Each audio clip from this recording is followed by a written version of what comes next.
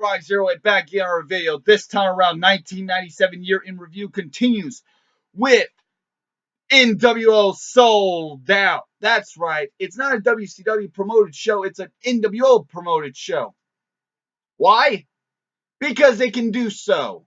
It's an entire pay-per-view promoted by the nWo in an nWo promoted show. It's crazy to think about. You have nWo commentators and Ted DiBiase and Eric Bischoff. You have all the nWo wrestlers, if you will. That's right. They're not WCW wrestlers. They're nWo wrestlers. And they have their own entrances. They have entrance music. And they have these they have pyro. And they have all these huge monikers. They have all this stuff going on for them. They have their own referee, and Nick Patrick refereeing the entire show. You have their own nWo rings and their own camera. The only thing is, it's not entirely done in black and white, which is kind of weird. I mean, if it's an nWo show, why not have it 3 hours of black and white? I mean, that's what made the nWo so differently. It was presented in black and white. It's a crazy concept, nevertheless, though. And they can take that chance.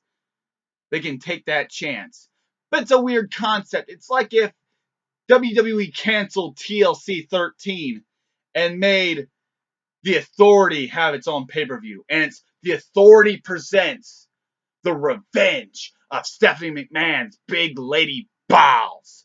The first hour, it's The Shield powerbombing Ryback.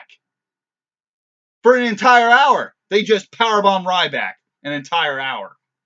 And then the second hour, it's Triple H beating the crap out of John Cena and Daniel Bryan and CM Punk and everyone else. And at the end of that second hour, he just sits on his throne as all these bodies laid waste. He just sits there, like in WWE 12 at the end of that storyline. Just sits there with his throne, his crown. And then the third hour is just Stephanie McMahon slapping everybody left and right, slapping them as hard as she can, demasculating every single male superstar there is, and slapping all the divas as well, left and right, just slapping them as hard as she can. That is The Authority. The Revenge of Stephanie McMahon's Big Lady Bowels. It's a weird concept. But WCW's whipping Raw's ass, whipping WWF, beating Raw with an entire point every single week. Now they finally turn to profit. They're making hundreds of millions of dollars. They're worth hundreds of millions of dollars. The WCW, the death of WCW. If 1996 taught Eric Bischoff anything, it was that the nWo was the future of his company. That much made clear from the ratings and the buy rates, both of which had skyrocketed following the launch of the angle. Numbers did not lie, as attendance went up well over 43% from 1995. Gates were up 87%, and buy rates for pay-per-views, where the company made the bulk of its money, were closing in on that fact.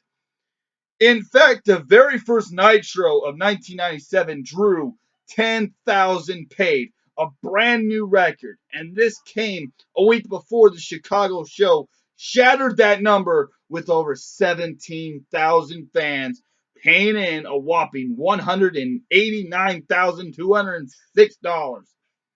The nWo had brought them to the Holy Land, and nowhere else would the spotlight shine brighter than this. No longer was WCW beneath Vince McMahon's mighty World Wrestling Federation. Now, they were more or less equal ground, and having come this far, there's no way of turning back. Although the New World Order was a strong group, the fact remained that they were a bunch of bad guys. And in wrestling, bad guys are only draws if they have strong baby faces to confront them. And although the rest of WCW was made out of a bunch of buffoons, one guy had not yet looked like a total idiot in the Stinger. the man who'd been the franchise of the company from the moment he became WCW.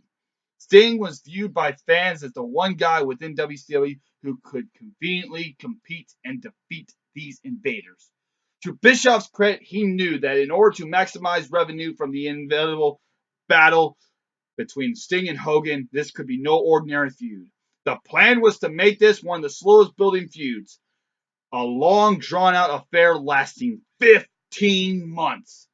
By building this feud up by next year's Starrcade, WCW's biggest show of the year, fans would line up to pay to see Sting finally take down Hogan. The only remaining question was whether or not Bischoff would actually stick to his guns and keep Sting out of action for 12 months or more so, or if he can get antsy by the big payday and rush to the pay-per-view match. In order to allow the matchup he wanted, Bischoff felt he had to focus the company entirely on the NWO, and that is where we lead to Sold Out, an entire NWO-based pay-per-view. You have NWO commentators, NWO refs, NWO everything. And WCW guys are made to look like assholes. They're made to look like total retards.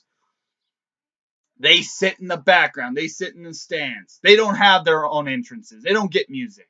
So let's fucking finally get to the show, shall we? I've been talking for 6.5 minutes. Let's fucking do it. Masahiro Chono defeats Chris Jericho in a decent match. Lots of kicks, lots of sleeper holds, and a weird table spot. A 5 out of 10. Next up, Big Bubba Rogers, the Big Woos Man, defeats Hugh Morris in a shitty Mexican death match where you have Nick Patrick, the evil referee, counting as slow as possible. Big Bubba is on his back on the canvas for like the half of the entire match. It's just Hugh Morris just standing over him for like 6 minutes at a time. And Nick Patrick is slowing count as slow as he possibly can. This is one of the most boring matches I've ever seen. One of the most boring matches. At the end, Big Bubba Rogers runs over Hugh Morris with a Harley Davidson motorcycle for some reason. A 0, and that's being kind. Double J Jeff Jarrett defeats Michael Wall Street, who looks like the referee in this match. Yes, he has a cut up NWO t-shirt, a belt, and fucking black jeans. It's fucking weird. He looks like he looks like a fan. This match is atrocious. So for the first victory of the WCW guys getting one over, how does a WCW guy beat an NWO guy with Nick Patrick? Well, he has to have help from Mongo. Whatever. Buff Bagwell defeats Scotty Riggs. That's right, the American males, American males, American males, American males, American males. In a bad match. 3 out of 10. Buff Bagwell gets the victory over Scotty Riggs. JJ and Michael Wall Street, by the way, gets it too. It was awful. Next up, Scott Norton defeats Diamond Dallas Page via countout in a sub-decent match. How is DDP gonna... Now, DDP is really good in this match. I mean, this is a really good match up until the finish, where you have all these NWO guys comes out, and they offer Diamond Dallas Page another invitation, because last time DDP turned him down by diamond cutting Scott Hall in a very big Nitro moment. And then DDP does it again, diamond cutting everybody. And then for some particular reason, he just runs away and leaves the ring and gets counted out. Why?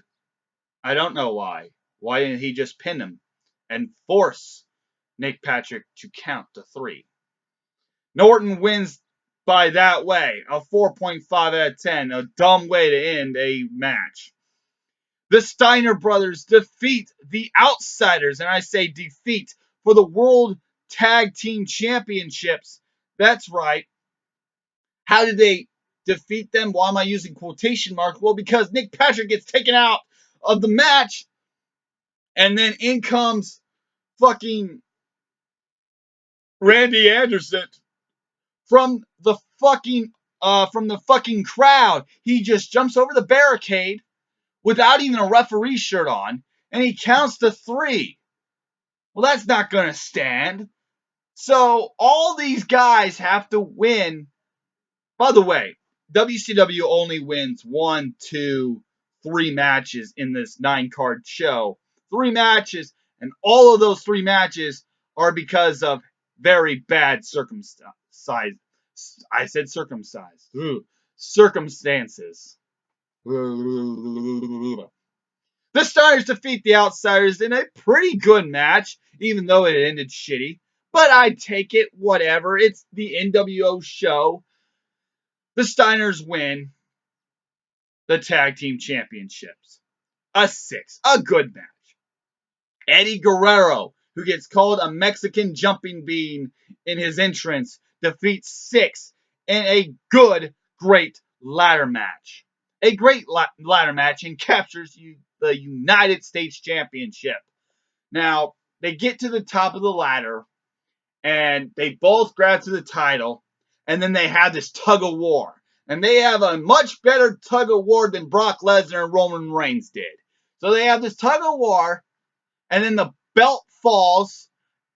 Eddie Guerrero hits 6th, and then Eddie Guerrero picks up the United States title and wins. Okay, whatever. I'll take it, sure. It's really the only way a WCW guy actually won kinda decisively. Kinda, not really. A 7.5 out of 10. Eddie Guerrero wins the United States title in the ladder match, and he won a tug of war. Better than Brock Lesnar and Roman Reigns, at least. But the main event, we end with Hollywood Hogan and the Giant going to a no contest as the Giant just decides to go apeshit and beats the crap out of Nick Patrick, and it just ends. And this is a boring affair. This is almost as bad as Halloween Havoc 95's match. At least you didn't get the Yeti fucking dry humping the Hulkster, but this is a bad match. A 0 out of 10. So there you go. There you go. After talking 6 minutes about the introduction and then only 6 minutes about the show, did the show do any good? This is the first ever NWO pay-per-view. Well, obviously, there were no more NWO pay-per-views. There were WCW/NWO pay-per-views, but there were never a sole NWO pay-per-view. Here's why. Here is why. Was a sold-out experiment a success? In a word, no. The buy rate was a mere 0.47, the lowest since the start of the NWO angle. The show took place in Cedar Rapids, Iowa, before a crowd around 5,000. Yet another sold out. But since the building was so small, the take was under $70,000. A major disappointment. In short, everything was about half of what the previous pay-per-view was in Starrcade 96 had generated. The company decided to go back to the successful formula in Super Brawl 7. To be fair, however, the company had once again gone back to the blueprint that followed to make Nitro a must-see show. Featuring cruiserweights, featuring guys like Malenko and Guerrero, and then highlighting the NWO. So there you have it. The NWO sold out in 1997.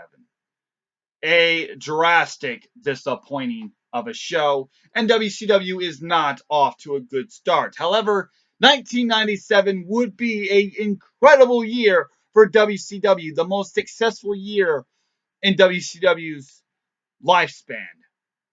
And in 1997, they kicked WWF's ass so much so that WWF actually loses quite a bit of $1 million in this year. 1997's a hell of a year, filled with lots of ups and lots of downs. There's lots of changes going around. 1997's all about the NWO. However, this pay-per-view proved that the NWO wasn't as great as it's supposed to be.